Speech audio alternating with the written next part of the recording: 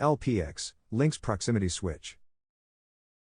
The L-PX Lynx Proximity Switch can be used to obtain the mold clamp signal, which is required by the eDART or CoPilot system for certain process values to be calculated, when the mold clamp signal cannot be obtained, using the RJG ID7M SEQ Lynx sequence module.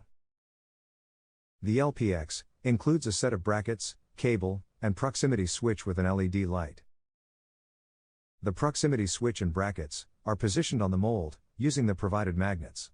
Use the magnets to position the bracket on the moving half. Adjust the target bracket as close as possible to the proximity switch, less than 0.15 inches, or approximately 4 mm, when the mold is clamped. Once an appropriate installation is templated, the magnets are removed, and the brackets are permanently installed. Alternately, the proximity switch may be mounted to the moving platen, as shown in this video.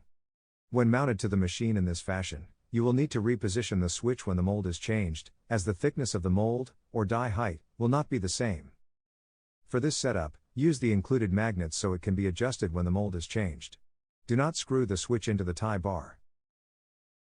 After the brackets are installed, connect the proximity switch through the CoPilot or eDART, using an RJG Lynx cable. Once the L-PX is connected to the eDART or CoPilot system, the LED light will illuminate when the switch detects the change in proximity, meaning when the proximity sensor is within 0.15 inches, approximately 4 mm, of the target bracket. Thank you for watching this video regarding the installation and use of the L-PX Lynx Proximity Switch. For further assistance, please refer to the product manual, or contact our customer support department at support@rjginc.com, or by calling 1-800-472-0566.